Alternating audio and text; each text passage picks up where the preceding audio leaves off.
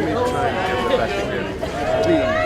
Let's get the advertised, yes, so we must go. I was trying to wait for her. Now she goes on. Yeah. He's very touched by all the letters and messages. I do hope his messages do well, Mum. We're all really sad to hear the news. Well, he's doing extremely well under the circumstances, and he's very touched by all the letters and messages.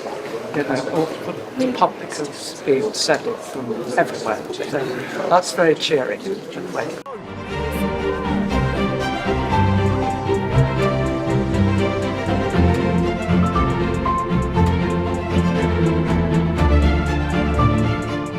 Something just shattered royal tradition, and the silence around it is louder than any public announcement. Queen Camilla completely removed from a major royal mandate. This wasn't some forgotten name buried in fine print. We're talking about the Queen Consort, erased from a historic document that's now making waves behind palace walls. At exactly 9:43 a.m., a sealed royal decree left King Charles's private study. On the surface, it looked like just another formal paper from the palace, gold trim, royal seal, official formatting. But inside, it told a very different story. The document was meant to set the tone for the future of the monarchy. It named the select few who would carry royal duties forward. And while everyone expected Queen Camilla's name to be there right alongside her husband, the king, it wasn't. Instead, only 4 names were listed: King Charles, Princess Anne, Prince William, and Princess Catherine. That's it. No Harry, no Andrew, and shockingly, no Camilla. According to insiders, this wasn't an editing error, it was intentional. And the 2 names on that signature line? King Charles and Princess Anne, which means both of them saw it, approved it, and sent it out. And here's the kicker. For decades, queen consorts were always included in these types of mandates, even when they had no real authority. Their names stood as symbols of unity, tradition, and continuity. So for Camilla to be missing, that's not routine. That's a loud message dressed in quiet ink. The document in question wasn't just any royal paper. It was a formal decree quietly signed and sealed, meant to reshape how the monarchy moves forward. At first glance, it looked routine, but inside it marked one of the most defining shifts we've seen from King Charles's reign so far. This mandate officially restructured royal responsibilities and laid out a simplified version of the working monarch. It named 4 individuals as the key public-facing royals going forward, those who would represent the crown at major state events, lead ceremonial duties, and be involved in core decision-making. King Charles himself, Princess Anne, Prince William, and Princess Catherine, the so-called Core 4. There was no mention of Prince Harry, which at this point isn't shocking. Prince Andrew was also left out, which many expected given recent controversies. But Queen Camilla? Her absence caught everyone off guard.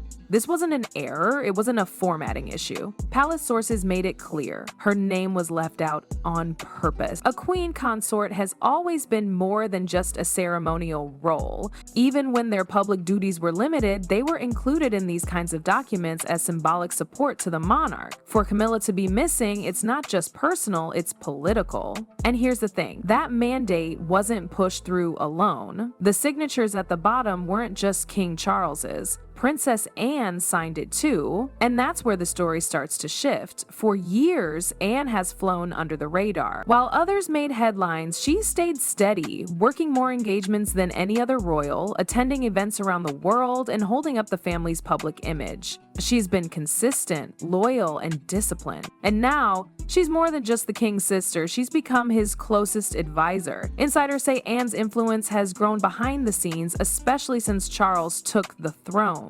She's been helping shape the long-term strategy for the monarchy, not just who does what, but how the entire institution presents itself to the public. According to those close to the situation, it was Anne who pushed hardest for this new streamlined model. She told the king that the monarchy needed to move forward with a focused, efficient team, that public trust was fragile, and the only way to rebuild it was to be clear about who's at the center of the institution. She wasn't trying to stir up drama, she was making a decision to protect the crown crown's future, and Charles listened. Even though he reviewed the draft over and over, weighing the consequences, he agreed. He chose structure over sentiment. He followed Anne's lead. Not out of disrespect toward Camilla, but because he believed it was necessary. Anne's role isn't about spotlight or power. She's not competing for attention. But right now, she's one of the monarchy's most trusted voices. Her steady hand, combined with her deep understanding of royal duty, has made her the quiet force behind this transformation. And while Anne gained power,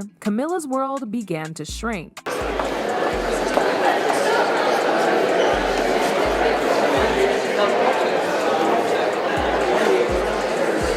Camilla's name being left off the royal mandate wasn't just a quiet omission, it was the start of a shift. And that shift didn't stay on paper. It's playing out in real time, and people close to the palace are watching the change unfold week by week. Her public schedule has started to thin out. Camilla used to appear regularly at key engagements, both by Charles's side and on her own, but recently her visibility has dropped. Certain duties she once held, like representing the crown at specific public functions or hosting royal guests, are quietly being handed off to others. Princess Catherine, for example, is taking on more of those roles. Her presence at high-profile charity events, diplomatic functions, and ceremonial duties has expanded in the past few months. The same goes for Princess Anne. Already the busiest working royal, she's stepped into even more responsibilities, some of which used to be in Camilla's lane. Inside the palace, sources say Camilla is no longer part of core decision-making meetings. Discussions around royal strategy, upcoming public appearances, and major state planning are now happening without her. And when decisions are made, Camilla isn't briefed ahead of time, she's being informed after the fact. To those familiar with royal protocol, this signals more than just a lighter workload. It's a realignment of influence. Camilla isn't just stepping back,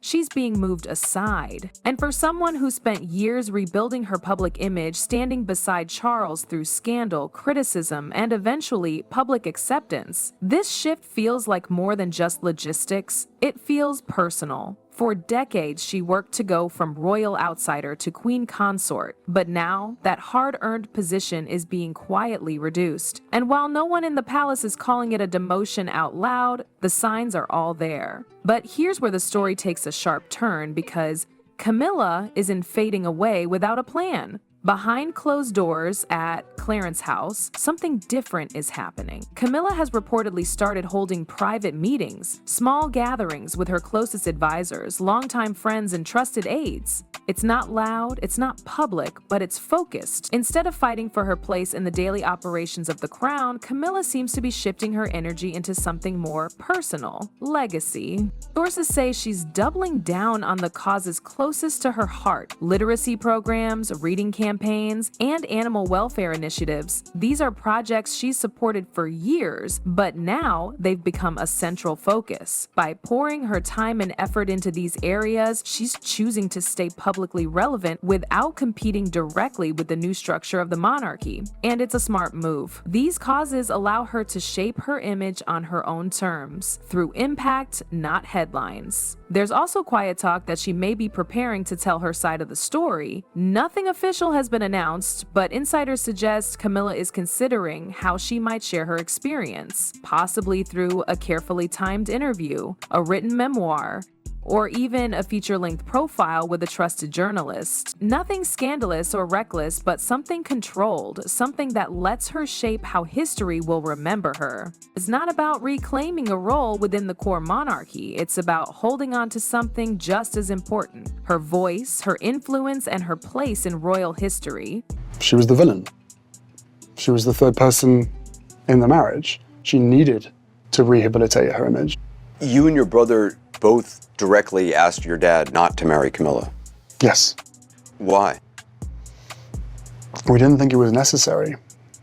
We thought that it was gonna cause more harm than good. So now, with Camilla stepping back and no sign of Harry or Andrew returning to royal duties, the monarchy has quietly locked in its new public face. The core four: King Charles, Princess Anne, Prince William, and Princess Catherine. These four are now the engine behind nearly every royal engagement, strategy, and public appearance. The days of a large extended group representing the crown are over. This team is tighter, more focused, and designed to move quickly in a modern media landscape. Princess Catherine's role has grown fast. She's not just William's wife, she's a trusted royal figure in her own right. With her strong public image, steady popularity, and calm presence, she's become a key connection point between the monarchy and younger generations. Her work in mental health, early childhood, and family-sacred causes continues to build trust with the public. William, meanwhile, is no longer just the heir. With his father on the throne and his brother out of the picture, he is now a central figure in the daily function of the monarchy. His role has shifted from future king to active leader, and alongside Catherine, he represents the bridge between tradition and relevance.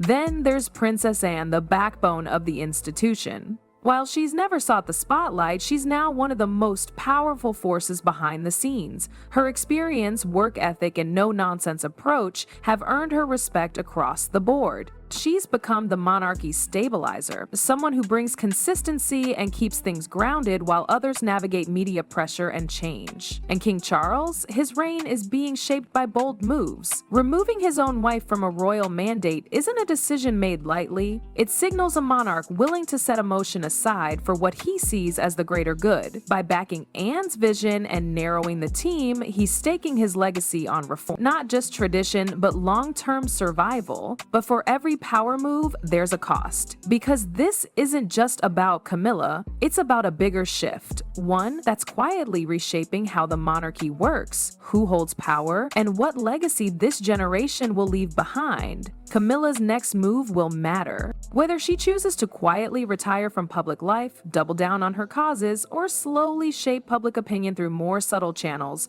what she does now will influence how she's remembered. Anne's growing influence is already changing how royal roles are defined. It's becoming less about titles and more about action. Her behind-the-scenes leadership might quietly set the standard for what royal duty looks like in the years ahead. And the core four, Charles, Anne, William, and Catherine, are now responsible for steering the institution through its most visible chapter yet. Every state event, every ceremony, every decision will revolve around this group, and how they perform could determine whether the monarchy holds strong or faces more fractures down the line. Do you think Queen Camilla deserved better, or was this a necessary move for the monarchy to survive? Drop your thoughts below. And if you want to know how Princess Anne became the crown's quiet powerhouse, watch our next deep dive. It might just change how you see the royal family forever.